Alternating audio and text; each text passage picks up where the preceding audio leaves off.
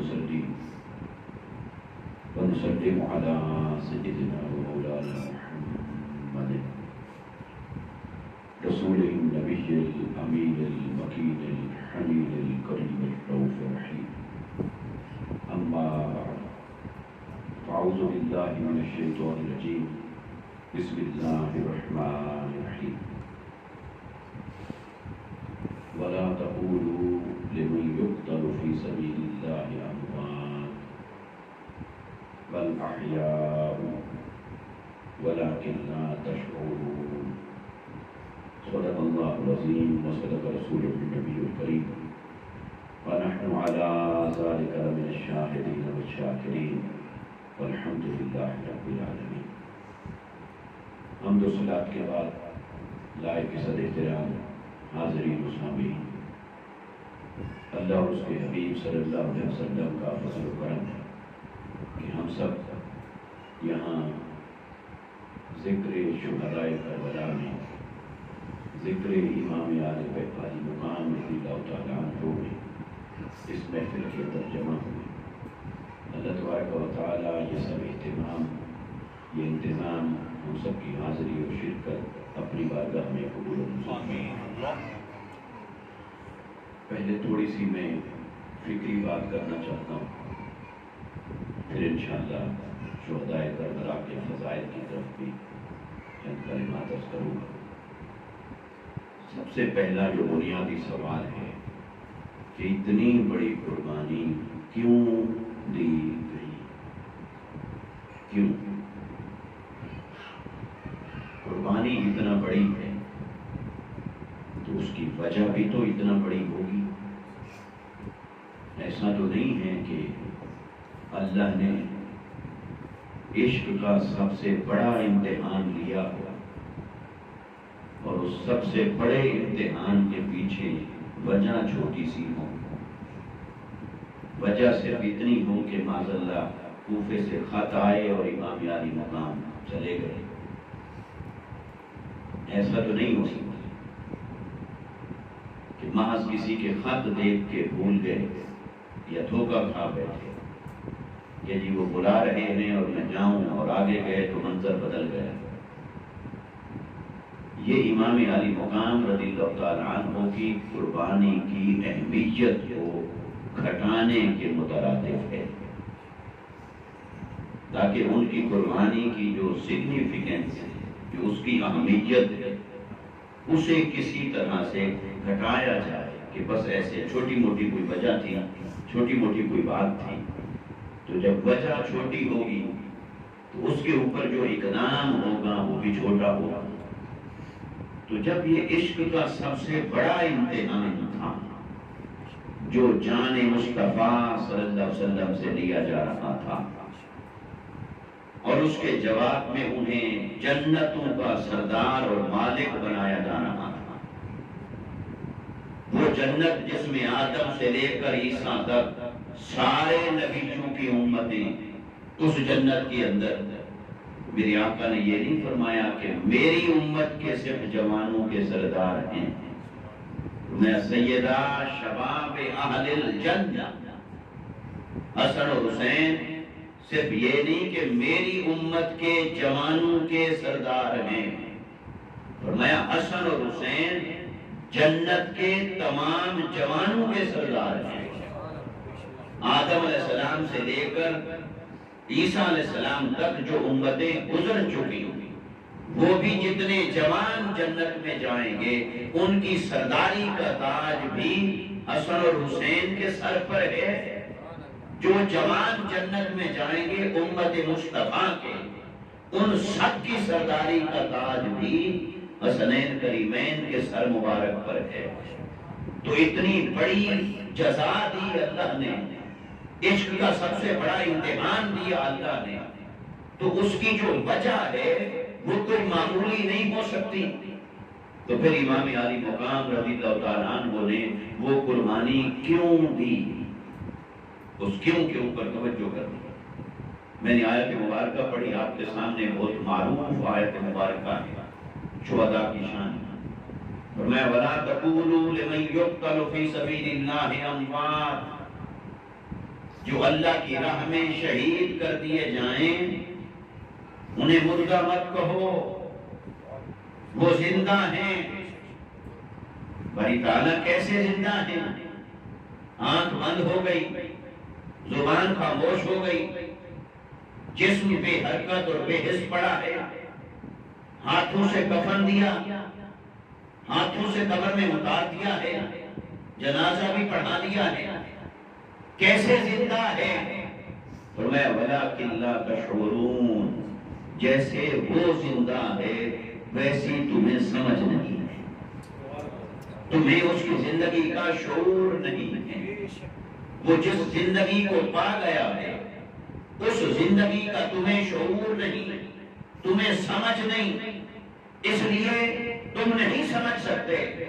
بس میں کہہ رہا ہوں کہ وہ زندہ، اور اب تو میں کہہ رہا ہوں کہ زندہ ہے، اور تمہیں صرف کہنے سے منع کیا جا رہا ہے کہ مردہ مت کہو۔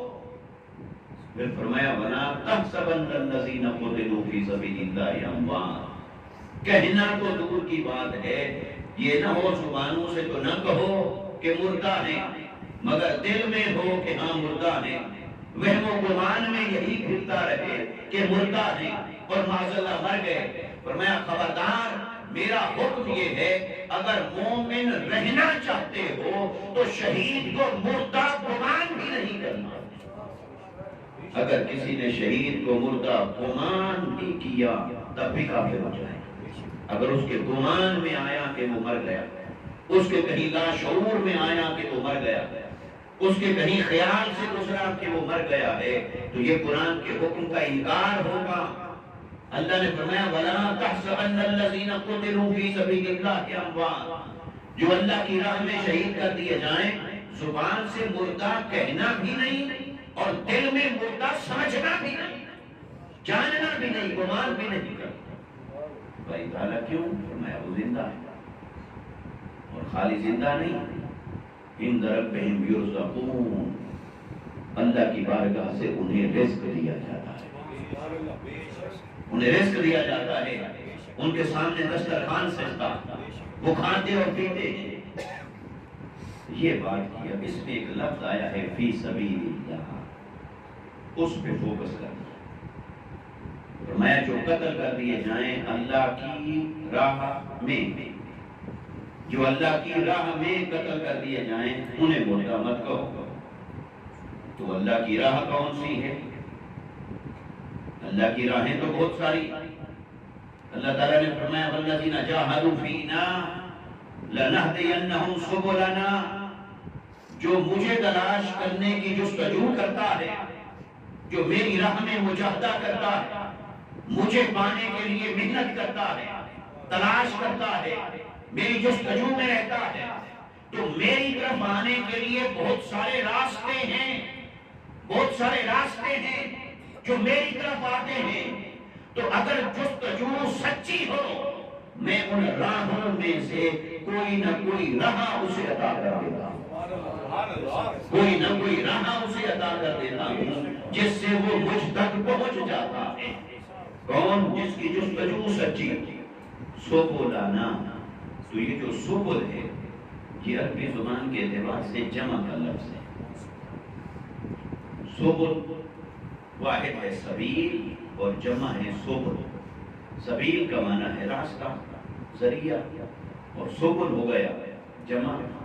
اور راستے کے لیے ایک اور لفظ بھی استعمال ہوتا ہے صراط، اہدنا الصراط المستقیم، ہمیں سیدھی راہ دکھا۔ تو ایک راہ کا ذکر وہاں ہے، ایک راہ کا ذکر یہاں پر ہے۔ وہ راہ بطور واحد ہے، یہ راہ بطور جمع ہے۔ تو اس کے معنی دیکھنے ہوں گے کہ وہ کون سی راہ ہے جو ایک ہی ہے اور دوسری ہو نہیں سکتی، وہ صراط ہے۔ اور جہاں تعدد سبل کا امکان ہے، جواز ہے، اس کو قرآن نے صراط نہیں کہا، اس کو سبل کہا۔ گویا سبیل ایک سے زیادہ ہو سکتے ہیں، صراط ایک سے زیادہ نہیں ہو سکتے۔ اللہ کی طرف جانے کے لیے صراط بھی ہے اور اللہ کی طرف جانے کے لیے سبیل اور سبل بھی ہیں۔ صراط تو اللہ کی طرف جانے والا ایک ہی ہے، اس لیے موسیقہ واحد کے ساتھ استعمال ہوا، لیکن سبیل اور سبل یہ اللہ کی طرف جانے والے ایک سے زیادہ ہیں، وہ سبھی اللہ کی طرف پہنچاتے ہیں۔ تو سبل کو جمع کے ساتھ استعمال فرمایا کہ سبیل اور سبل میں تعدد ہے، ایک سے زیادہ ہے، لیکن صراط ایک سے زیادہ نہیں۔ تو صراط ایک ہے، سبل ایک سے زیادہ ہے۔ صراط ایک ہی ہے جو حق ہے، اس کے مد مقابل جو بھی ہوگا وہ باطل ہے، اور سبل ایک سے زیادہ ہے۔ اب صراط اور سبل کے فرق کو سمجھنے کے لیے آج کل بڑا آسان ہو گیا ہے مثال دینا۔ ایک ہے بڑی شاہراہ، اب کوئی یہاں سے اسلام آباد کی طرف جانا چاہے گا، مین شاہراہ ایک ہی ہے، اسی پہ نکلنا ہوگا۔ یہ نہیں ہے کہ ایسے کوئی برانچ روڈ پہ چلا جائے، لنک روڈ پہ چلا جائے، کسی چھوٹی گلی میں نکل جائے۔ جانا اسلام آباد ہے تو جس نے بڑی منزل کی طرف جانا ہے اس کا راستہ ایک ہے، وہ بڑی راہ ہے، وہ مین ہے، وہ مین روڈ ہے، مین راستہ ہے، وہ بڑا راستہ ہے۔ تو وہ بڑا راستہ جو ابتدا سے انتہا کی طرف پہنچاتا ہو، منزل کی طرف پہنچاتا ہو، اس بڑے راستے کو کہتے ہیں اصل۔ وہ اصلی راستہ ہوتا ہے، وہ بڑا راستہ اصل کا درجہ رکھتا ہے۔ اس بڑے راستے کے لیے قرآن نے لفظ استعمال کیا ہے صراط۔ فرمایا اگر ہدایت کے بڑے راستے کی بڑی شناخت کرنا چاہو تو بڑی شناخت ہے صراط مستقیم، اور صراط مستقیم کیا ہے؟ وہ محمد رسول اللہ، وہ محمد مصطفیٰ کی ذات۔ نعرہ تکبیر، نعرہ رسالت، نعرہ حیدری، نعرہ غوثیہ۔ اس لیے دوستو جو دین کی بڑی شاہراہ ہے وہ ایک ہی ہے، جو اس سے ہٹے گا وہ گمراہ ہوگا، جو اس سے ہٹے گا وہ گمراہی کے راستے پر ہوگا۔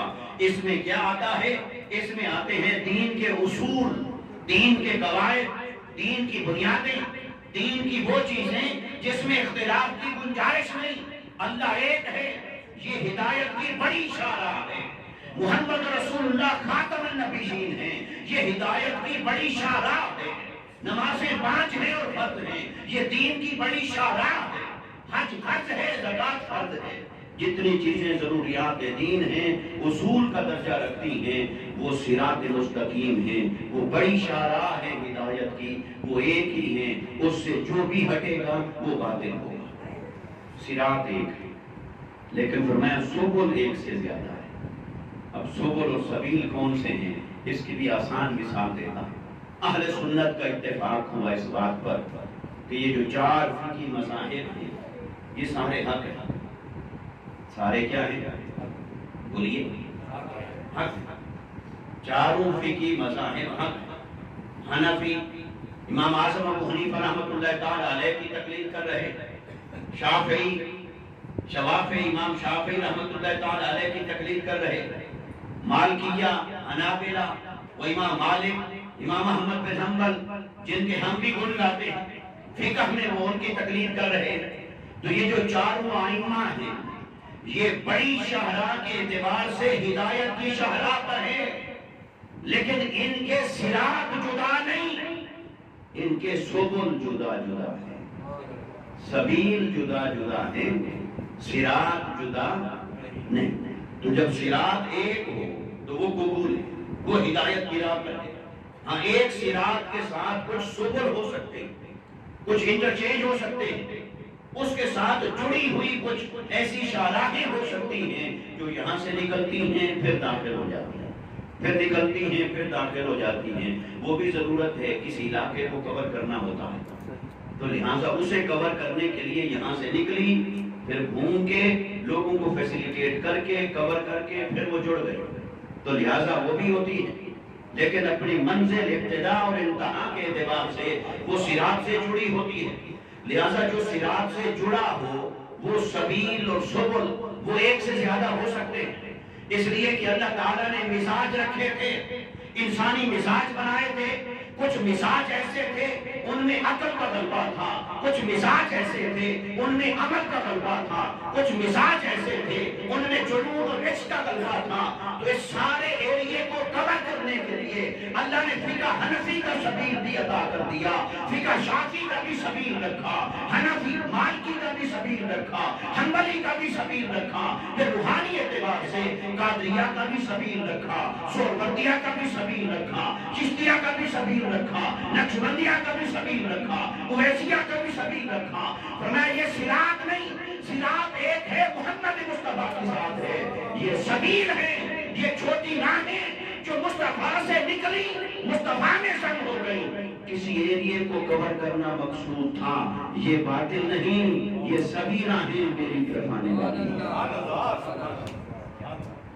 میں یہ سبھی راہیں والذین جاہدوا فینا، جو ہم میں جستجو کی محنت کرتا رہتا ہے، لنہدینہم سبلنا، ہم اسے ضرور اپنے راستوں میں سے کسی ایک راستے پر چلا دیتے، بس اس راستے پر چل پڑتا ہے، پھر وہ ہمیں پا لیتا۔ تو پتہ چلا کہ اللہ کی طرف جانے والا صراط تو ایک ہے۔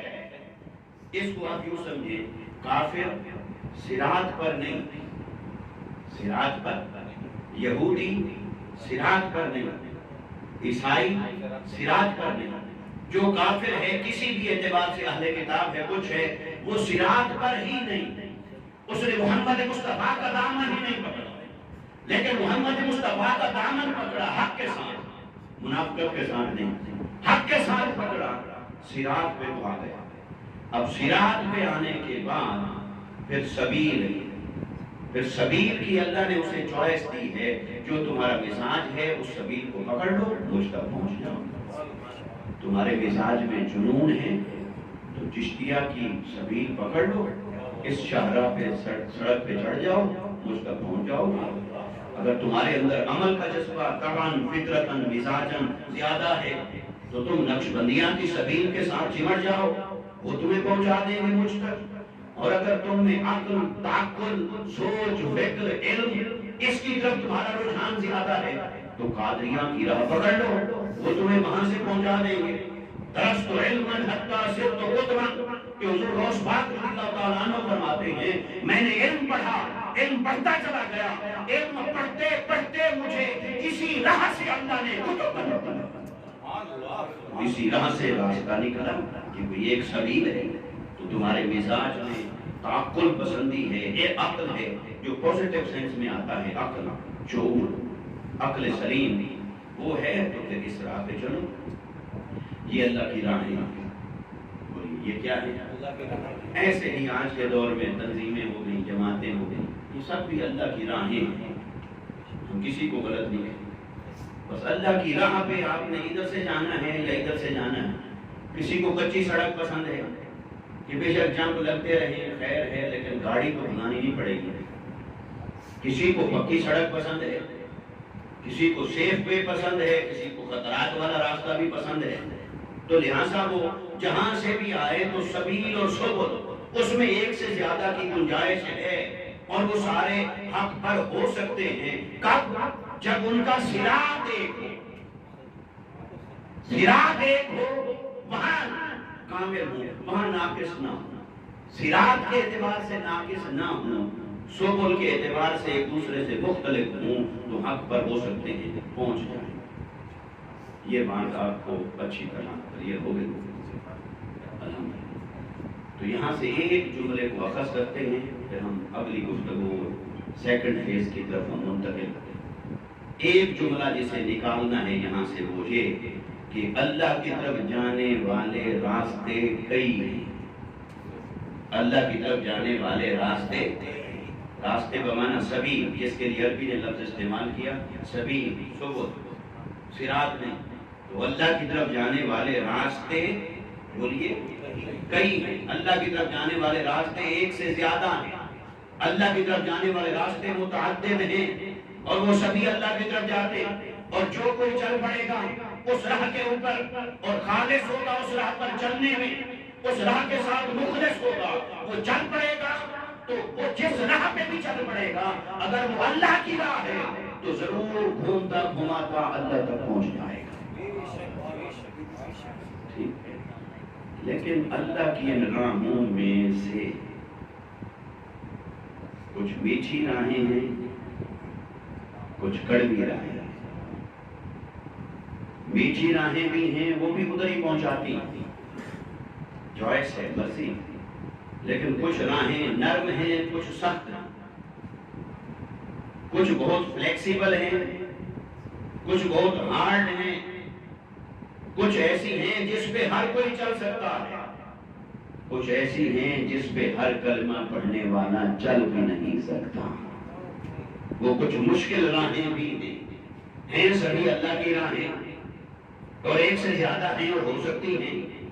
تو اللہ کی طرف آنے والی راہیں جو ایک سے زیادہ راہیں ہیں، ان راہوں میں سے ایک راہ یہ بھی ہے کہ ساری زندگی کسی غار میں بیٹھا رہے، نماز کا وقت آئے تو عبادت کر لے، ورنہ مصلی بچھا کے بیٹھا رہے، تسبیح پڑھے، ذکر اذکار کرے، مجاہدہ کرے، ریاست کرے، نہ لوگ اسے کوئی واسطہ رکھے، نہ جھوٹ بولنا پڑے گا، نہ کسی سے ملاقات ہوئی، نہ غیبت کرنی پڑے گی، نہ کسی سے لین دین کیا، نہ جھوٹ کی اور بددیانتی کی نوبت آئی. یہ بھی اللہ کی راہ ہے. اس راہ پہ بھی چلتا رہے، کوئی چلے چلتا رہے، اللہ کو پا لے گا. لیکن اگر وہ معاشرے میں جینا چاہے گا تب اللہ کی راہ تھوڑی کمپلیکیٹڈ ہو جائے گی، تب مشکل ہو جائے گا. رشتہ دار ہیں، قریب ہیں، دوست احباب ہیں، ان سے مراسم ہیں، کوئی جھوٹ بولتا ہے، کوئی فراڈ کرتا ہے، کوئی بددیانتی کرتا ہے، کوئی دھوکہ دیتا ہے. اب آپ نے کیا کرنا ہے؟ حق پہ کیسے قائم رہنا ہے؟ انتقام نہیں لینا، اسے ظلم نہیں کرنا، دھوکہ نہیں دینا، بددیانتی کے بدلے بددیانتی نہیں کرنی. اب اپنے آپ کو بچا کے چلنا ہے. یہ راہ اس راہ سے کچھ مشکل ہے، مگر یہ بھی ایک راہ ہے. اس راہ پہ کوئی چلے وہ بھی اللہ تک پہنچ جائے گا. نماز یہ بھی ایک اللہ کی راہ ہے. نماز کو پکا کر لے. کئی لوگ ہیں جن کی زندگی میں باقی کئی کمی بیشی ہوگی، ہو سکتی ہے، نماز کو پکا کر لیا زندگی کہ چھوڑنی نہیں. یہ بھی اللہ کی راہ ہے. کوئی مال خرچ کرنے کی راہ پہ چل پڑا، اللہ نے مال دیا، زکات بھی دیتا ہے دل کھول کر، اور خرچ بھی کرتا ہے، صدقہ بھی دیتا ہے. یہ بھی اللہ کی راہ ہے. اس راہ پہ وہ چل رہا ہے. اس راہ سے بھی اسے مالک مل جائے گا، اللہ مل جائے گا، وہ اللہ کی ذات تک پہنچ جائے گا، اللہ کی رضا تک پہنچ جائے گا. کسی نے روزے رکھنا شروع کر دیے، روزے بھی اللہ کی راہ ہے. کوئی نفل پڑھتا ہے، میں تہجد بھی پڑھوں گا، پھر فرض پڑھوں گا، پھر اشراق بھی پڑھوں گا، پھر چاشت بھی پڑھوں گا، پھر اوابین بھی پڑھوں گا، رات قیام اللیل بھی کروں گا. جی چودھری صاحب، یہ بھی اللہ کی راہ ہے. یہ بھی اللہ کی راہوں میں سے ایک راہ ہے. کسی نے اس کو پکا کر لیا. اب آپ آئیں اس نقطے پر، وَلَا تَقُولُوا لِمَن يُقْتَلُ فِي سَبِيلِ اللَّهِ أَمْوَاتٌ. اللہ نے فرمایا جو اللہ کی راہ میں قتل کر دیے جائیں، سبیل اللہ کی راہ میں قتل کر دیے جائیں، اسے مردہ مت کہو. تو سوچئے ذرا اللہ کی راہوں میں سے وہ کون سی راہ ہے جس پر کوئی چلنے والا چل پڑے گا، پھر وہ چل رہا ہوگا، پھر اس راہ پر چلنے کی وجہ سے کوئی اس سے دشمنی کرے گا، وہ دشمنی عداوت میں بدلے گی، عداوت انتقام میں بدلے گا، اور وہ اتنے انتہا پر جا پہنچے گا کہ وہ اسے قتل کرنے پر ہی تل جائے، حتیٰ کہ قتل ہی کر دے. یہ اللہ کی راہ کون سی ہے؟ یہ اللہ کی راہ. دیکھیں، ایک ہے کوئی آدمی نماز پڑھنے جا رہا تھا، اسے کسی نے شہید کر دیا.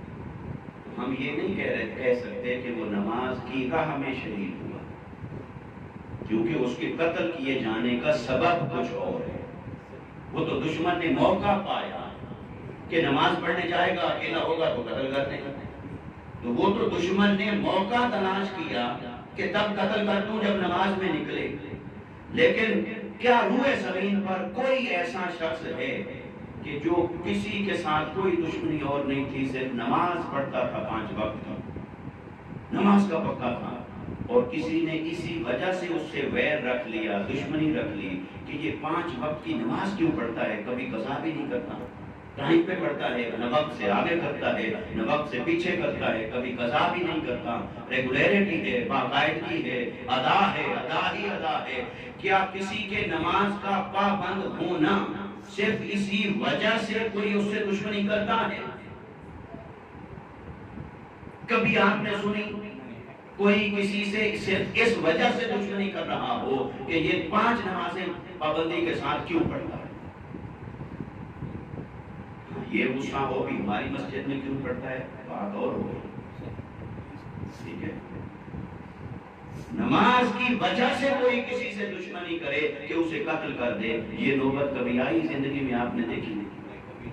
کہ کوئی اتنا سخی ہو، اللہ کی راہ میں مال خرچ کرتا ہو، زکات دیتا ہو، اور فقیر کو، مسکین کو اللہ کی راہ میں مدرسے بنائے، ادارے بنائے، کچھ کرے، اور زکات کے علاوہ اور پیسے بھی خرچ کرتا رہتا ہوگا، تو کسی آدمی نے اس وجہ سے اس سے دشمنی کر لی ہو کہ یہ اتنا اپنا مال کیوں خرچ کرتا ہے، کیوں سخاوت کرتا ہے؟ سخاوت نہ کرے، یہ مال اللہ کی راہ میں خرچ نہ کرے، کیا کبھی اسی محض اسی وجہ سے کہیں کوئی دشمنی پیدا ہوئی کسی سخی کے ساتھ کہ وہ کوئی اسے قتل نہیں کر دے کہ میں اسے اس لیے قتل کر رہا ہوں کہ یہ اتنی سخاوت کیوں کرتا ہے؟ جی بولیے۔ کوئی نفل پڑھتا ہوگا، روزے دار ہر روز روزہ رکھتا ہوگا، کوئی روزے کی وجہ سے اسے قتل کر دے، کیوں روزے رکھتا ہے؟ کوئی ہر سال عمرے پہ جاتا ہوگا، کوئی اسے اسی وجہ سے قتل کر دے کہ یہ ہر سال عمرہ کیوں کرتا ہے، اس نے 100 عمرہ کیوں کر لیا، 50 کیوں کر لیے ہیں، 20 کیوں کر لیے ہیں؟ کبھی اس نقطے کے اوپر آپ نے کسی کا جھگڑا ہوتے ہوئے دیکھا نہیں؟ تو پھر یہ بھی تو اللہ کی راہیں ہیں۔ اب سوال آتا ہے یہاں، یہ جو شہید کو ہم نے اتنا آسان بنا دیا نا، یہ کام کر لو 100 شہیدوں کا ثواب، یہ کر لو 10 کا ثواب، ماسک پہن لو 50 شہیدوں کا ثواب ملے گا، جو شہید کو اتنا سستا بنا دیا ہے اور اتنا عامیانہ کر دیا کہ وہ شہید پر اس کا ثواب دے، یہ حکمن ثواب ہوتا ہے، تو یہ ہے کہ شہید کوئی ایسی شے ہے کہ بس ایسے اس کی شہادت کا کوئی درجہ ہی نہیں، کوئی مرتبہ ہی نہیں، تو لہٰذا آپ 10 شہید جیب میں رکھ کے پھرے روزانہ، 50 شہیدوں کا ثواب آپ کی جیب میں پڑا ہے روزانہ، ایسے ہو تو پھر شہادت کی تو عصمت ہی ختم ہو گئی، پھر شہید کے لیے جو قرآن کہہ رہا ہے اس کی لاجک کیا رہ جاتی ہے؟ لہٰذا اب آپ اس نقطے کی طرف آئیں، اس سارے پس منظر کو اپنے ذہن نشین کرنے کے بعد اللہ نے فرمایا سنو، میری طرف آنے والا صراط تو ایک ہے، لیکن میری طرف آنے والے سبیل، وہ چھوٹے چھوٹے راستے وہ بہت ہیں، اور جو کوئی بھی ان راہوں پر چلے گا اسے اجر بھی ملے گا، اسے ثواب بھی ملے گا، اسے مرتبہ بھی ملے گا، فضیلت بھی ملے گی، جنت بھی ملے گی، میری رضا بھی ملے گی، مجھ تک بھی پہنچ جائے گا۔ لیکن سنو، میرے راہوں پر جو کوئی چلے گا اسے سب کچھ ملے گا، لیکن رتبہ شہادت اسے نہیں ملے گا۔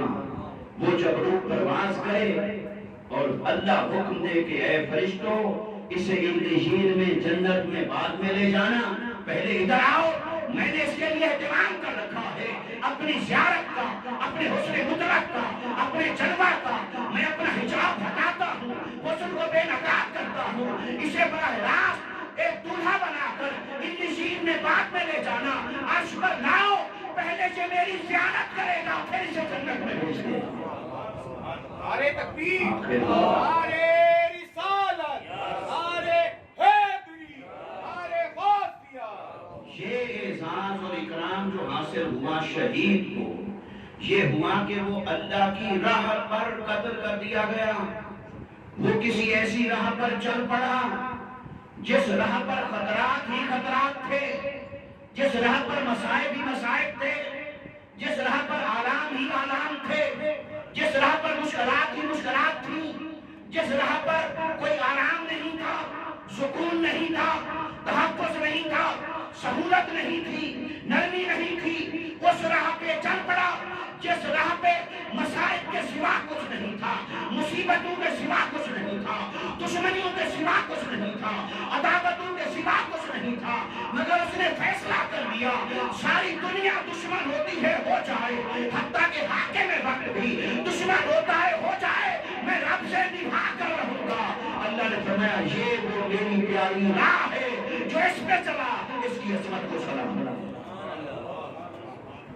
جو میری راہوں میں سے اس راہ پہ چلا اس چلنے والے کی عظمت کو سلام ہے۔ اب باطل کوئی کسی کو قتل کر دے گا، یہ ایک اینگل اس کا کلیئر ہوا۔ دوسرے اینگل سے اس کو ذرا سمجھیں، جب کوئی کسی کو قتل کرتا ہے تو کیا وہ ایسے کوئی چھوٹی موٹی وجہ ہوتی ہے کہ آج بنی اور کل قتل کر دیا؟ قتل کوئی جب کسی کو کرے گا، ایک تو ہے نا حج، کرائے کا قتل، پاکستان میں جس کی ابتدا کراچی سے تھی، جس کو مروانا ہے اتنے پیسے ہیں مروانا، اس کو تو آقا علیہ السلام نے دور فتن کی نشانیوں میں شمار فرمایا کہ قیامت کے قریب حج بڑھ جائے گا۔ تو صحابہ کرام نے پوچھا کہ یا رسول اللہ صلی اللہ علیہ وسلم حج کسے کہتے ہیں؟ فرمایا قتل، اور ایسا قتل کہ قاتل کو پتہ نہ ہو کہ میں نے اسے کیوں مارا، اور مقتول کو بھی پتہ نہ ہو کہ مجھے کس جرم کی پاداش میں مارا گیا۔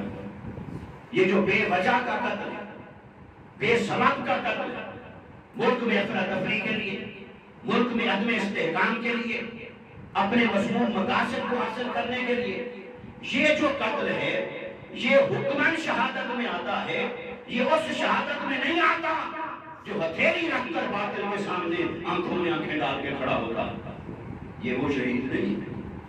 کیونکہ شہید کی کئی قسمیں، آقا علیہ السلام نے ایک دن صحابہ کرام سے پوچھا، فرمایا کہ شہید کسے کہتے ہیں؟ عرض کی آقا جو میدان میں نکلے، سامنے دشمن ہو، تلوار سامنے ہو اور وہ اپنی جان کا نذرانہ دے دے، اسے شہید کہتے ہیں۔ میرے آقا نے فرمایا اگر صرف یہی شہید ہو پھر تو میری امت میں شہیدوں کی تعداد اتنی سی ہوگی۔ تو پھر صحابہ نے حیران ہو کر پوچھا یا رسول اللہ صلی اللہ علیہ وسلم پھر آقا علیہ السلام نے درجن سے زیادہ شہداء کی قسمیں بتائی، پھر ایک اور روایت کو بھی نہیں، تو 15 کے قریب شہداء کی قسمیں کم و بیش حدیث میں آئی ہیں۔ کوئی ڈوب کے مر گیا شہید، دیوار کے نیچے آ کے مر گیا شہید، عورت دوران زچگی موت ہو گئی شہید، کوئی ناگہانی آفت میں آ گیا شہید۔ تو یہ شہید کا درجہ پاتا، شہید کا ایسے سمجھیں یہ شہید کی اعزازی ڈگری ہے، جو حقیقی ڈگری ہے شہید کی وہ وہی ہے کہ میدان جنگ میں کھڑے ہو کر باطل کو للکارتا ہے اور حق کا جھنڈا سر بلند کرتا ہے، وہ ہے حقیقی شہید۔ باقی جو شہید ہیں وہ اعزازی شہید ہے، انہیں ڈگری مل گئی، رتبہ ملا، سب ٹھیک ہے، اجر ہے، ثواب ہے، لیکن وہ عظمت نہیں ہے، وہ عظمت نہیں، وہ اسی کی ہے۔ تو وہ جو شہید ہے اللہ کی راہ میں مارا گیا، تو کیا دشمنی ایسے یکدم پیدا ہو گئی؟ سوچئے پہلے ایک آدمی کسی کو ناپسند کرے گا، پھر نفرت کرے گا، پھر اس سے روکنے کی کوشش کرے گا، پھر بھی وہ نہیں رکے گا، پھر بھی لوگ قتل نہیں کرتے، چلو بھی وہ اپنی راہ پہ جا رہے ہیں، ہم اپنی راہ پہ جا رہے ہیں۔ قتل کرنے کی نوبت عام طور پر وہاں آتی ہے جہاں وہ جو باطل ہے، جس نے شہید کو شہید کرنا ہے وہ تو باطل ہے نا، تو وہ جو باطل ہے جہاں یہ نوبت آتی ہے کہ وہ سمجھتا ہے کہ اب یہ حق کی راہ پر چلنے والا یہ اتنا ڈٹ کے کھڑا ہے اور اتنا طاقتور ہو کے کھڑا ہے کہ اب یہ ضرور مجھے مٹا دے گا۔ باطل کو جب یہ خطرہ ہوتا ہے کہ اب یہ میرے وجود کو مٹا دے گا، یہ میرے تخت کو گرا دے گا، یہ میری منمانیوں کو دفن کر دے گا، جو میں دین اور حدود اللہ کی خلاف ورزی کر رہا ہوں یہ کبھی بھی نہیں ہونے دے گا، یہ مجھے مٹا دے گا۔ جب اسے اپنے تخت کا، اپنے اقتدار کا، اپنے باطل عقائد و نظریات کا، اپنی باطل راہ کا وجود مٹتا ہوا نظر آتا ہے، تب وہ جا کر یہ ڈیسائیڈ کرتا ہے، فیصلہ کرتا ہے کہ اب یا میں نہیں یا یہ نہیں، اس سے پہلے یہ فیصلہ نہیں کرتا۔ تو جب وہاں پہنچتا ہے، وہاں پہنچ کے پھر وہ ہوا شہید۔ اب آپ آئیے، سادہ سی ڈیفینیشن یہاں سے نکلی، یہ میں آپ کو بڑی باریک بینی میں لے گیا ہوں۔ سادہ ڈیفینیشن شہید کی کیا نکلی؟ جو باطل کی آنکھوں میں کھٹکتا ہو، جو باطل کے وجود کے لیے خطرہ۔ اگر وہ باطل کے وجود کے لیے خطرہ نہیں تو پھر ٹھیک ہے، وہ اللہ کی راہوں پر تو چل رہا ہے، کسی ایک راہ پر چل رہا ہوگا۔ حلوے کی بھی ایک راہ ہے، میٹھی بھی ایک راہ ہے، بریانی کی بھی ایک راہ ہے، کھانے پینے کی بھی راہیں ہیں، لنگر کی بھی راہیں ہیں، جبے کبے دستار کی بھی راہیں ہیں، محفلیں ملان منانے اور کرنے کی بھی راہیں ہیں۔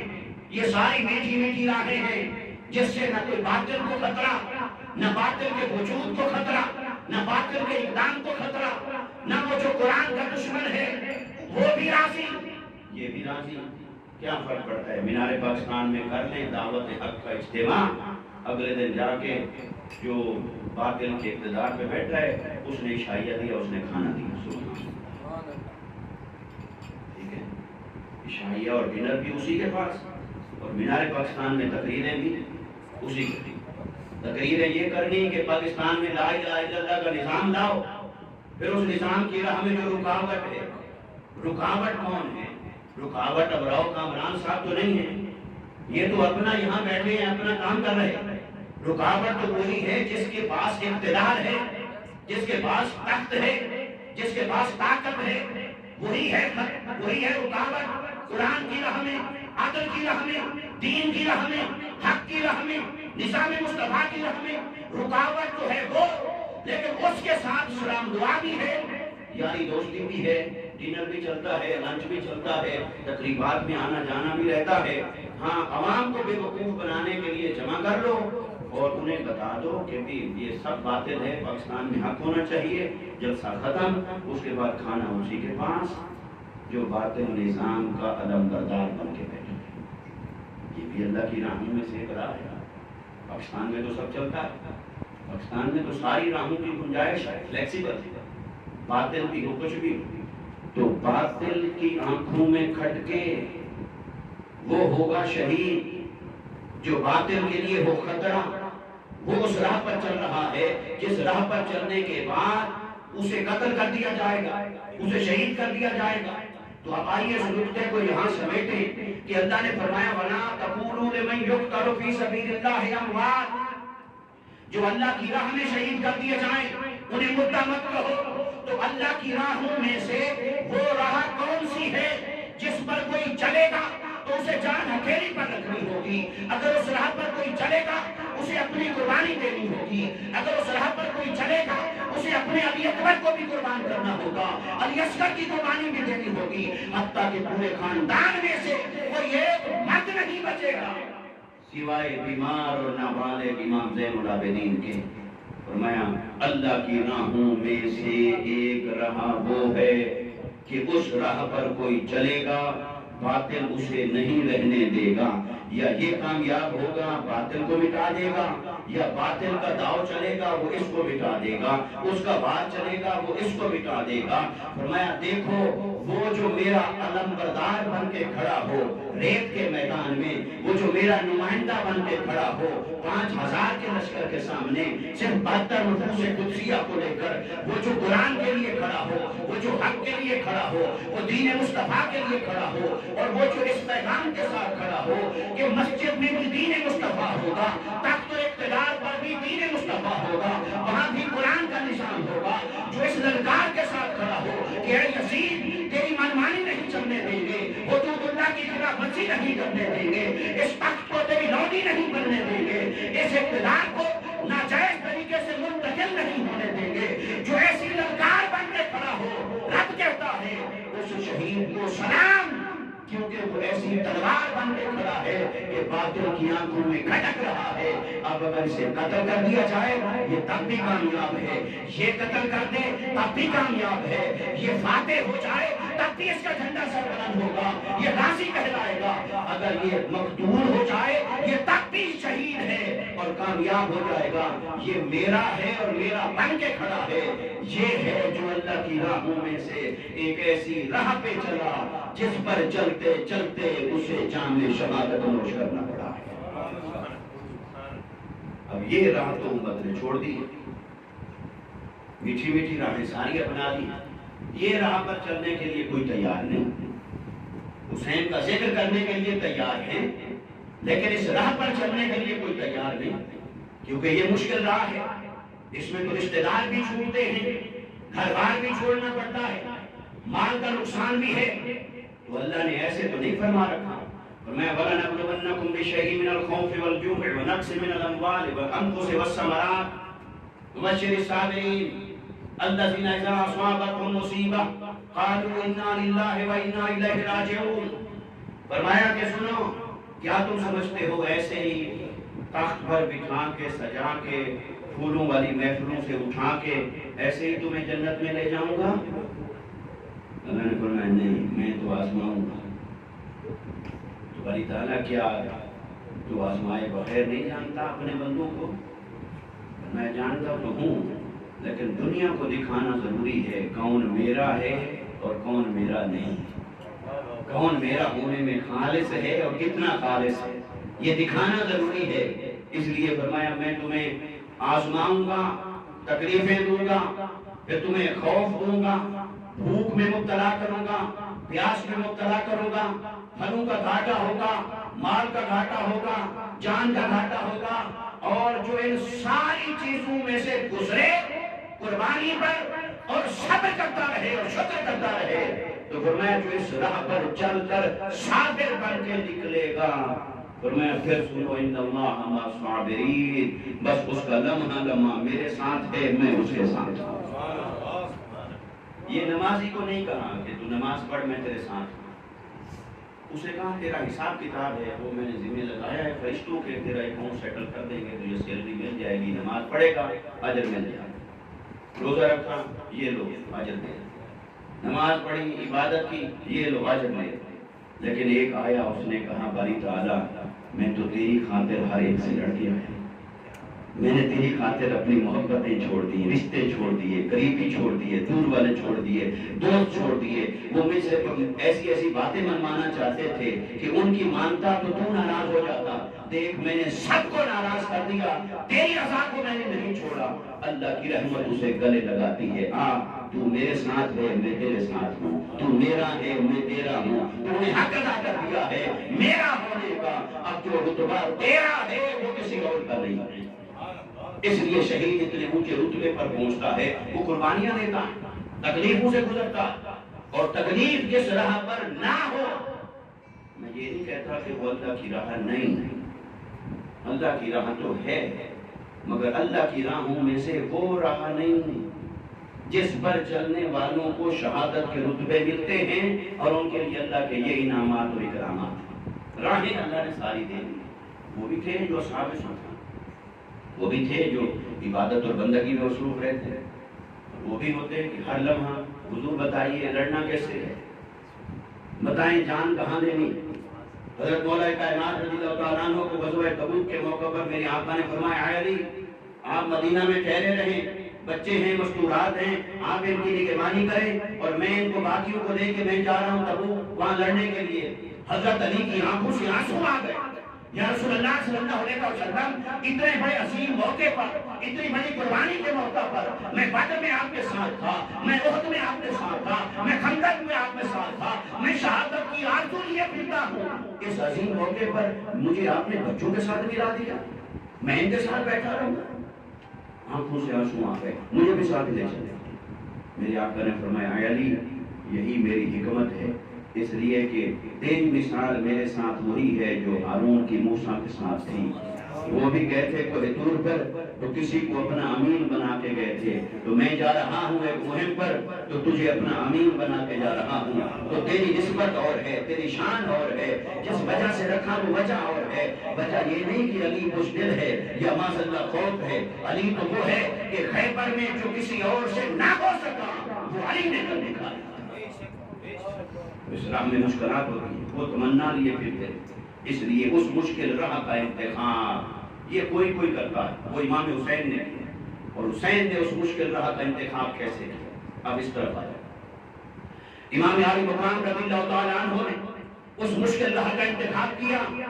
پہلے آج 10 سال پہلے تقریباً حضرت معاویہ رضی اللہ تعالیٰ عنہ نے یزید کی بیعت لینے کا سلسلہ شروع کر دیا اپنے رفقا کے کہنے میں, مگر چند صحابہ کرام نے انکار کر دیا. انہوں نے کہا وقت آئے گا تو دیکھیں گے, ابھی ہم بیعت نہیں کرتے. ان میں حضرت امام حسین رضی اللہ تعالیٰ عنہ, حضرت عبد الرحمن بن ابی بکر, حضرت عبداللہ بن زبیر, حضرت عبداللہ بن عمر, حضرت عبداللہ بن عباس, دیگر کئی صحابہ کرام. انہوں نے انکار کر دیا, ہم بیعت نہیں کریں گے. حضرت معاویہ رضی اللہ تعالیٰ عنہ نے ان کا انکار سن کر ان کے ساتھ نہ سختی کی, نہ کوئی دشمنی کی, نہ کوئی انتقام لیا. وہ تعلق جاری رہا, احترام کا تعلق جاری رہا, محبت کا تعلق جاری رہا, آنا جانا بھی جاری رہا, ملنا ملانا بھی جاری رہا. امام حسین بھی تشریف لے جاتے تھے, وہ بھی تحائف بھی جاتے تھے, سب سلسلہ جاری رہا. جب وقت آ گیا امام حضرت امیر معاویہ رضی اللہ تعالیٰ عنہ کا وصال ہو گیا, پیغام دوڑایا گورنر مدینہ کے پاس, ولید بن عقبہ, بیعت لے لو حسین سے, عبداللہ بن زبیر سے, عبد الرحمن بن ابی بکر سے. اس نے قاصد بھیجا تو آپ مسجد نبوی میں بیٹھے, آپ حضرت عبداللہ بن زبیر, اور اس وقت میں گورنر کا پیغام کیا جس وقت میں وہ عام طور پر نہ لوگوں سے ملتا تھا نہ بلاتا تھا ملنے کے. انہوں نے پہلے ہی جان لیا لگتا ہے کہ حضرت معاویہ رضی اللہ تعالیٰ عنہ کا وصال ہوا اور یہ ہمیں بیعت لینے کے لیے بلا دیا. امام علی مقام رضی اللہ تعالیٰ عنہ اٹل تھے اس بات پر کہ جو نااہل ہے اسے تسلیم نہیں کروں گا, چاہے جان جاتی ہے تو چلی جائے. جو نااہل ہے دین مصطفیٰ کے امانت کو سنبھالنے کے قابل نہیں, اسے نہیں مانوں, اس کے سامنے نہیں کھڑا ہوں گا. آپ نے 20 جوان ساتھ لیے, گورنر مدینہ کے پاس پہنچے, جوانوں کو باہر کھڑا کیا, کہا اگر میری آواز بلند ہو جائے تو اندر آ جانا, اگر میں باہر آ گیا تو ٹھیک. آپ نے اس سے بات چیت کی, اس کے پاس مروان بیٹھا تھا, اس نے کہا بیعت کریں, حضرت معاویہ کا وصال ہو گیا, یزید کی بیعت کریں. امام علی مقام رضی اللہ تعالیٰ عنہ نے وہ جملہ کہا جو آج تک ہر باطل کی آنکھوں میں کھٹک رہا ہے, فرمایا میرے جیسا اس جیسے کی بیعت نہیں کرے گا. نام لیا ہی, میں میرے جیسا اس جیسے کی بیعت کرے گا یہ نہیں ہو سکتا. جان جا سکتی ہے پر میرے جیسا جسے مصطفیٰ نے زبان مبارک چسائی, میرے جیسا جو مصطفیٰ کے کندھوں پر سوار ہوا, میرے جیسا جس نے مصطفیٰ کی زلفیں پکڑی, میرے جیسا جو مصطفیٰ کے سینہ مبارک پہ چڑھ کے جس نے لاڈ اور ناز اٹھائے, میرے جیسا جسے مصطفیٰ نے پالا ہو, میرے جیسا جس کی رگوں میں علی کا خون ہو, میرے جیسا جس کی رگوں میں فاطمہ کا روح ہو, میرے جیسا جو عشق کا سودا عالم ارواح سے کر کے آیا, میرے جیسا جو ہر باطل کو پہچانتا ہو, میرے جیسا اس جیسے کی کبھی بیعت نہیں کرے گا. آپ کھڑے ہو گئے. مروان نے کہا ولید کو, میں تمہیں کہتا ہوں یہی موقع ہے, انہیں قتل کر دو. اگر یہ یہاں سے نکل گئے پھر تم کبھی ان پر قابو نہیں پا سکو گے, پھر بہت کچھ ہوگا, بڑی قیمت چکانی ہوگی. اس نے ولید نے کیا کہا, پھر امام حسین نے کیا کہا. امام حسین نے کہا کہ ارے بدبخت, کیا تو تلوار اٹھائے گا حسین کے سامنے؟ ہے کسی کی جرأت کہ حسین کے سامنے کھڑا ہو سکے؟ وہ وہیں بیٹھ گیا اور ولید نے مروان سے کہا, اس نے کہا مروان سن لو, اللہ کی عزت کی قسم, قیامت کے دن جسے حسین کے خون کا حساب دینا پڑے گا وہ خسارے میں رہے گا, وہ گھاٹے میں ہوگا. جس سے حسین کے خون کی باز بخش ہوگی قیامت کے دن. جو انویسٹیگیشن میں آئے گا حسین کے خون کی انویسٹیگیشن جس پر آئی اس کا برا حال ہوگا, وہ گھاٹے میں ہوگا, وہ خسارے میں ہوگا. میں یہ کام نہیں کر سکتا. امام علی مقام باہر نکلے, پھر آپ چند دن وہیں رہے.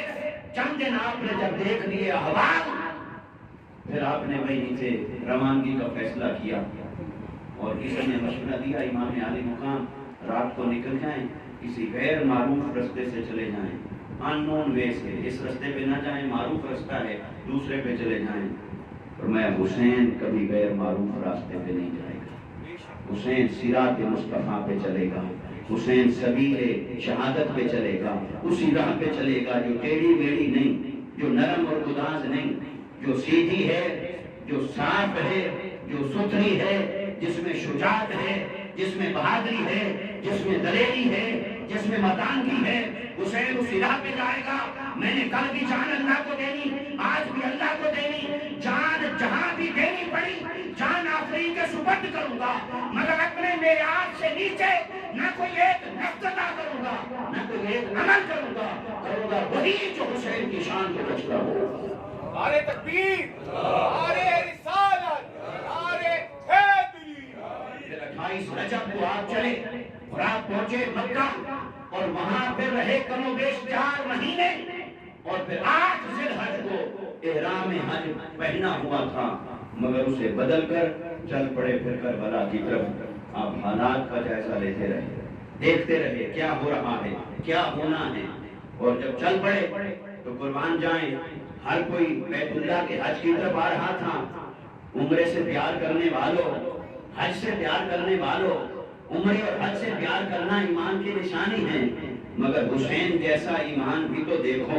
احرام باندھ لیا ہے حج کا, لیکن جب دیکھ لیا, نچوڑ اخذ کر لیا, حالات کو دیکھ لیا کہ اب دین مصطفیٰ کے لیے میرے اوپر تقاضا کیا بنتا ہے, تو امام علی مقام نے اس احرام کو عمرے کے احرام میں بدل دیا, کیونکہ جو احرام پہنا جا چکا ہو شریعت مصطفیٰ کا تقاضا تھا, اسے ایسے نہیں اتار سکتے. یا عمرہ کرو یا طواف کرو, کچھ کرو پھر اتارو. حسین کو شریعت محمدی کا پاس کتنا تھا, کہا چلو پھر عمرہ کیا, احرام اتارا, چل پڑے. پیغام یہ دے رہے تھے حسین کہ تم حج کرو, میں تمہارا حج بچانے کے لیے جا رہا ہوں. تم یہاں سجدے کعبہ میں نمازیں ادا کرو, میں تمہارا نماز کا نظام بچانے کے لیے جا رہا ہوں.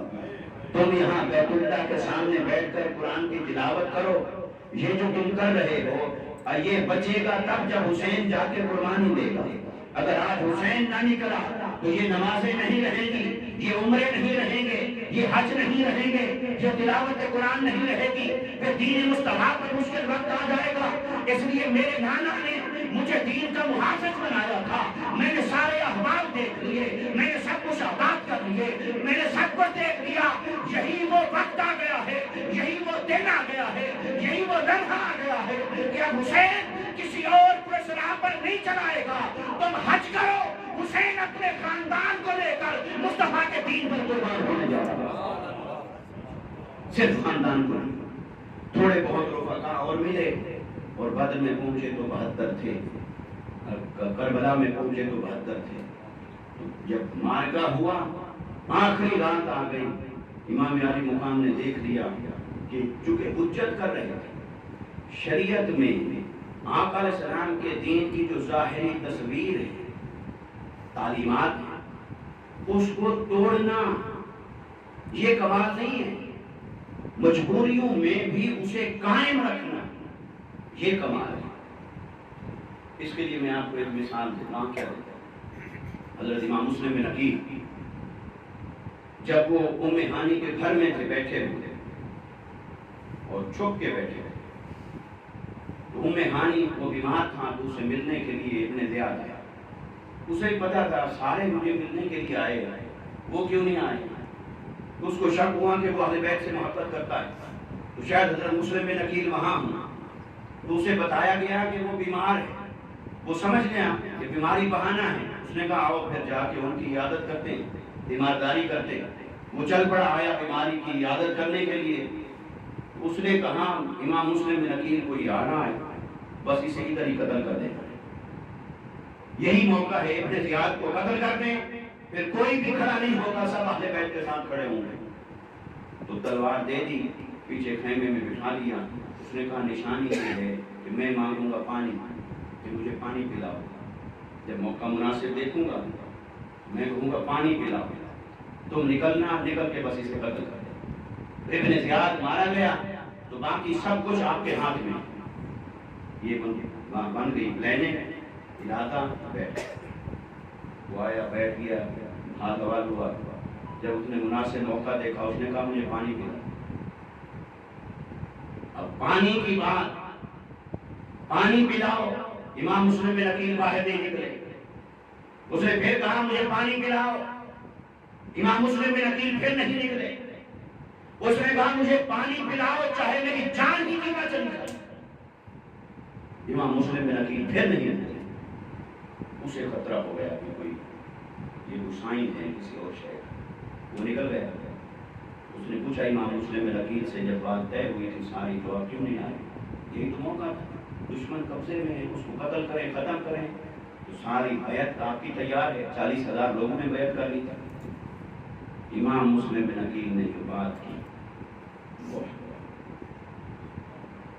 صرف اس جملے کے لیے میں نے آپ کو یہ واقعہ سنا، کہا مجھے مصطفیٰ کا ایک فرمان یاد آ گیا، مجھے مصطفیٰ کا ایک فرمان یاد آ گیا، وہ یہ کہ کسی کو دھوکے سے قتل کرنا، یہی حق اور باطل کے درمیان فرق ہے۔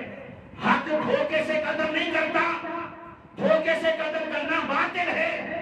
کہاں پانسا پلٹ سکتا تھا، بازی پلٹ سکتی تھی، ہم دشمن کو مار سکتے تھے، یہاں قبضہ بھی کر سکتے تھے، سب کچھ کر سکتے تھے، لیکن یہ حاصل کرنے کے لیے فرمان مصطفیٰ کو پشت دے دیں یہ نہیں کر سکتے۔ جان جاتی ہے تو چلی جائے، پر مصطفیٰ کے ایک ایک فرمان پر ہم میندوان نہ بن رہے تھے۔ دین مصطفیٰ کے ظاہر پر عمل کرنا یہ کتنا ضروری امر ہے، یہ اہل بیت اطہار سے پوچھو۔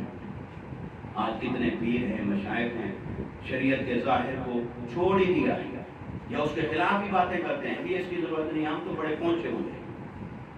تو شریعت کا ظاہر کی حفاظت کس قدر ہے وہ آپ اہل بیت اطہار سے پوچھیں، وہ امام حسین رضی اللہ تعالیٰ عنہ سے پوچھیں۔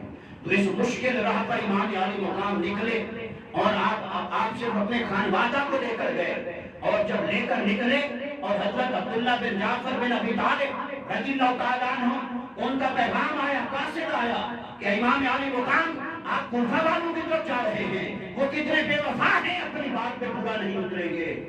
آپ نے اسے جواب دیا کوئی مت سمجھے کہ میں ان کے خطوں پہ جا رہا ہوں، میں تو امر بالمعروف کے لیے جا رہا ہوں، میں نہی عن المنکر کے لیے جا رہا ہوں۔ چاہے کوئی جھوٹا ہی مجھے بلائے کہ حسین آئیں ہم دین بچانے کے لیے ساتھ کھڑے ہوں گے، حسین ان کی نیتوں کو جان کر نہ جائے تو قیامت کے دن زبان کی حجت، زبان کی دلیل، زبان کی شہادت، یہی تو دین محمدی ہے، یہی تو دین محمدی کا ظاہر ہے، تو حجت قائم ہوگی۔ حسین اپنے اوپر قرض نہیں لے گا، میں جاؤں گا، وہ بے شک پیچھے پلٹ جائیں پر حسین اپنی قربانی دے گا۔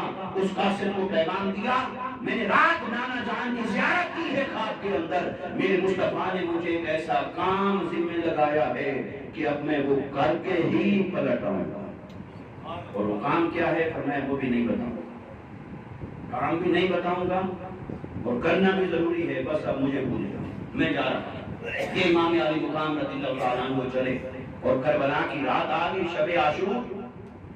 آپ نے یہودی یزیدیوں سے کہا بھئی یہ رات کی مہلت، ہم کچھ عبادت کر لیں، کوئی یہ نہ سمجھے کہ حسین معذاللہ آج کی بجائے کل تک ایک دن کی مہلت لے رہا ہے اپنی زندگی کی۔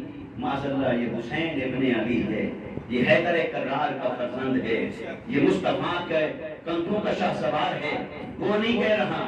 فرمایا مجھے سجدے سے پیار اتنا ہے، سجدہ کرنا چاہتا ہوں، رب سے مناجات کرنا چاہتا ہوں، کچھ اس سے بات تو کر لوں کہ ہاں اب راضی ہے جو کچھ ہو رہا ہے، اگر اسی میں تیری رضا ہے تو ایک ایک کر کے تو لیتا جا، حسین سبھی دیتا جائے گا کہ حسین کو مصطفیٰ نے وراثت میں دی ہے اپنی سخاوت، اور حسین سخاوت کا اظہار کرے گا۔ ہر کوئی مال لٹائے گا سخاوت میں اپنے شہزادے اور لال لٹاؤں گا، یہ حسین کی سخاوت ہے۔ تو وہ رات آئی، اس رات کے اندر امام عالی مقام بیٹھے رہے اپنی عصا مبارک کے سامنے، تھوڑی دیر آنکھ لگی، سیدہ زینب رضی اللہ تعالیٰ عنہ باہر آئیں، بھائی جان رات بیت گئی، آپ لیٹے بھی نہیں، آرام بھی نہیں کیا تھوڑی دیر کے لیے۔ کہا کہ ابھی نانا جان خاک میں تشریف لائے تھے اور مصطفیٰ نے فرمایا حسین دیر کس بات کی ہے، دیکھو گنبد خضرا میں یہ دسترخوان سج گیا ہے، یہ افطاری کا اہتمام ہو گیا ہے، وہ عشق کا روزہ جو تو نے عالم ارواح سے رکھا تھا اس کی افطاری کا وقت آ گیا ہے۔ حسین ہاں اب زیادہ دیر نہ کر، اب کل کی افطاری آ کے حسین نانا کے ساتھ کرنی ہے کہ عشق کے امتحان میں تو کامیاب ہو گئے۔ کہا یہ ماجرا ہے۔ سیدہ زینب کی آنکھوں سے آنسو آ گئے۔ کہا بھائی جان میں نے بھی ابھی امی جان سیدہ کائنات کو دیکھا، وہ خاتون جنت، ان کے ہاتھ میں جھاڑو ہے، وہ ریت پر جھاڑو پھیر رہی ہیں۔ پوچھا کیا کر رہی ہیں؟ کہا یہاں علی اکبر کی لاش گرنے والی ہے۔ قاسم 13 سال عمر مبارک ہے، ہمارا کوئی ایک جوان شہید ہو جائے، قتل ہو جائے، فوت ہو جائے، ظلم میں نہیں ایسے ہی چلا جائے، ساری زندگی اس خاندان کو دھچکا لگا رہتا ہے۔ وہ کہتے ہیں وہ بیٹا مر گیا تھا، بس اس کے بعد زندگی ختم ہو گئی، وہ بھائی چلا گیا تھا، اس کے بعد ہماری زندگی ختم ہو گئی۔ بھئی تمہارا ایک چلا جائے زندگیاں ختم ہو جاتی ہیں۔ اور امام زین العابدین اپنا سارا خانوادہ دے کر واپس آئے، پھر صرف ایک بیت الحزن بنا لیا، ایک غم کا کمرہ بنا لیا مدینے میں، وہیں بیٹھتے تھے، منظر سامنے رہتے تھے، آنکھیں نم رہتی تھی۔ سیدہ سکینہ رضی اللہ تعالیٰ عنہ جو نظارے مستورات اہل بیت مصطفیٰ نے دیکھے وہ کائنات میں کسی نے نہ دیکھے۔ مستورات مصطفیٰ نے جو نظارے دیکھے، کیسے گردنیں کٹی، کیا کچھ ہوتا رہا۔ تو سیدہ زینب کہتی ہیں کہ سیدہ فاطمہ کا بھی زیارت کی ہے، یہ منظر دیکھا، کہا صبح ہونے والی ہے، بس اللہ کے حضور اب کھڑے ہو جائیں۔ میدان کربلا میں یہ جو شہداء کھڑے تھے ان میں سے ہر ایک کو اپنی شہادت کا یقین تھا کہ ہم 72 ہیں، یہ سامنے 500 ہیں، شہادت کا یقین تھا، مگر اس یقین کے باوجود جو بھی نکلا، نہ کسی کی آنکھوں میں خوف تھا، نہ کسی کے ہاتھ کانپ رہے تھے، نہ کسی کے قدم ڈگمگا رہے تھے، جو شجاعت کا پیکر، بہادری کے پیکر، سینہ تان کے کھڑے تھے، جس سمت تلوار لگاتے تھے وہ یزیدی لشکر بھیڑ بکریوں کی طرف بھاگ جاتا تھا۔ یہ شجاعت اور بہادری کہ آپ کو معلوم یقین ہو کہ شہادت ہے، اس سے تو پہلے بندہ حوصلہ چھوڑ جاتا ہے۔ مگر یہ شہداء کربلا کی اتنی قربانی تھی، ایسے نہیں اللہ نے رتبے بنائے۔ آج معاذ اللہ کوئی ان قربانیوں کو گھٹانے کی کوشش کرے، پھر شہادتیں ہو گئی، اور رات جب آئی وہ رات جسے شام غریباں کا عنوان دے دیا گیا۔ غریب کا معنی ہوتا ہے مسافر، اور فارسی میں غریب کہتے ہیں مسافر۔ تو وہ جو مسافروں پر وہ جو شام آئی، وہ جو زمین اور آسمان کے مالک تھے، کربلا میں وہ مسافر تھے، اور رات آئی تو مستورات تو موجود ہیں خیمے میں، لیکن ان کو لاشیں نہیں دی گئیں کہ چلو دیکھ ہی لو۔ آپ بھی جنازہ پڑھنے کے بعد چہرہ تو دیکھتے ہیں کہ زیارت تو کرنے آ گئی، لاشیں بھی نہیں دی گئی، لاشیں پڑی ہیں کربلا کی ریت پر، وہاں مٹی ہو رہی ہے، گھوڑے دوڑا دیے گئے، مستورات ہیں پردے و حجاب میں اپنے خیموں کے اندر، ساری رات بیت جاتی ہے۔ صبح وہ سیدہ زینب کو سوار کرا کے وہیں سے گزارتے ہیں کہ دیکھ لیں اپنی آنکھوں سے اتنا ظلم۔ پھر کوئی کہے یزید کو خبر نہیں تھی، پھر کوئی کہے تو شہزادوں کی جنگ تھی، بدبختوں، اور تم پر میرے آقا کی عنایت نہ سہی، کلمہ پڑھانے کا بھی احسان گیا، جیسا حسین کے ساتھ ظلم ہوا ایسا ظلم کائنات میں کسی کے ساتھ ہوا ہے؟ یہ کوئی عام شہادت ہے؟ اسے امت غم نہ منائے، روئے نہیں؟ امت روتی تڑپتی رہے گی حسین کے غم میں، پھر بھی حسین کی شہادت کا حق ادا نہیں ہوگا۔ وہ وہاں سے لے کے گزرے تو سیدہ زینب نے دیکھا کہ چلو کیا پہچان ہے کہ ان میں سے کون ہے، کون محمد ہے، کون قاسم ہے، کون عباس ہے، کون علی اکبر ہے، کون علی اصغر ہے، کون میرا بھائی ہے حسین کدھر ہے جو مصطفیٰ کے کندھوں پر سواری کرتا تھا۔ صرف ایک ہی علامت نظر آئی کہ دیکھا ہر سر کے ساتھ دھڑ تھا، بس جس کے ساتھ سر نہیں رہا وہی حسین ہو۔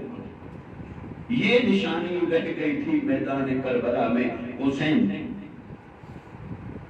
تو پھر انہوں نے وہیں سے آواز دے کے کہا نانا جان دیکھیے یہ آپ کا حسین ہے، یہ آپ کا خاندان ہے، یہ آپ کے خاندان کی مستورات ہیں، بس اور کچھ نہیں چاہیے، اپنی امت کو بخشوا دے، اپنی امت کو بخشوا دے۔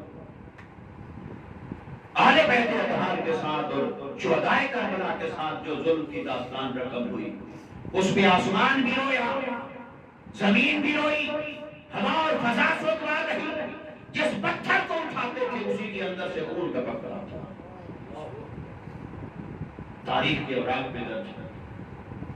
اس لیے دوستو یہ کوئی اس کی اہمیت کو کام کرنے کے لیے 100 قسم کی کہانیاں گھڑتے ہیں، وہ سب خارجیت ہے، وہ سب ناسبیت ہے، وہ صرف اس بات کا اظہار ہوتا ہے کہ ان دلوں کے اندر اہل بیت اطہار کی محبت نہیں رہی، اس کی جگہ پر بغض آ گیا۔ اللہ تبارک و تعالی ہمارے حال کو کتاب تو میں